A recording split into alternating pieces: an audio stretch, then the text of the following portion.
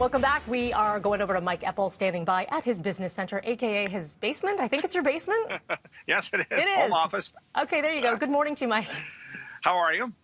Good. I was trying to guessing game on where you were in your house. It looked very basement-esque. So yes, we get to look into people's homes with this new setup, don't we? It's always fun. I'm really Should fascinated. take you on a tour. Next time, we'll take you up on that. Let's and talk. here are the kids sleeping. Oh, geez, yeah, that won't be fun. They won't appreciate that. Where do we begin today? I know you got a lot to cover. Should we talk about gas prices, because we just teased that before the break here? Sure. We thought it would be a little bit a bigger dip overnight. I mean, it's still quite a bit. It's still significant. And it comes back to the point, Melanie, that people are driving so much less frequently than they were previously. At 77 cents a liter, or where it is this morning, it came down 5 cents. It's down about 6 cents on the week. The price for oil, of course, has dropped to all-time record lows. But, look at the roads. They're empty regardless of the time of day. So, you look at it from one way, that if you are required to drive somewhere, yes, you are getting a big break at the gas pumps. The flip side being that from an economic standpoint, this is a barometer of how rough things are in the global economy, because oil and gas prices are a global entity. And it just indicates how weak things are, that there is just no demand for it and way too much supply. And that scenario is likely not going to change anytime soon. Let's talk about more layoffs. Again, no surprise. Unfortunately, when we do hear this, we're expecting to hear this. So WestJet, the latest again.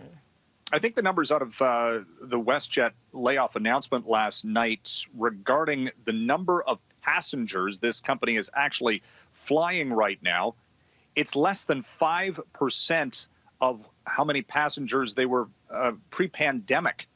They've basically shut the airline down with the closure of the world economy, not flying to the United States. So they're laying off another 3,000 employees. Now, they're putting them on furlough, so they're going to basically still be paid under the federal government's wage subsidy program. This is what WestJet and Air Canada and others have been doing.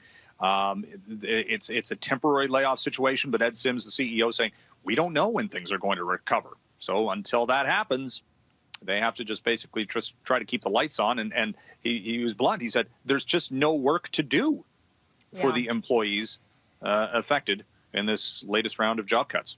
When we look to job cuts and then trying to look future to recovery, it's tough to envision what a lot of these companies are going to be able to do. Let's talk about the restaurant industry, really struggling right now.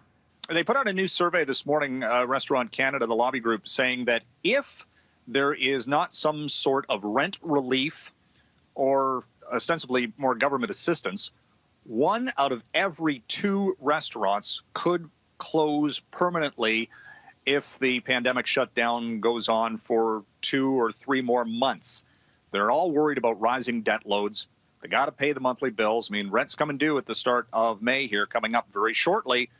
And even multi-location operators are saying at least 1 of their locations could close permanently, again, without more government assistance, whether that is monetary or specifically rent relief or some sort of moratorium on landlords, saying pay up or get out.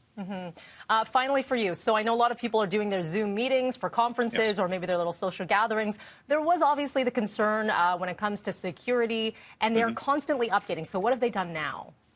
Zoom has increased its encryption software because, it was subject to infiltration by people you didn't want to see on your conference call in some cases. This has been more of an issue for big companies. In fact, companies like Daimler and Tesla, Ericsson, and others have told their employees, don't use this. We just don't know if we can keep it secure. Zoom has gone from 20 million users at the end of last year to 300 million just this past week.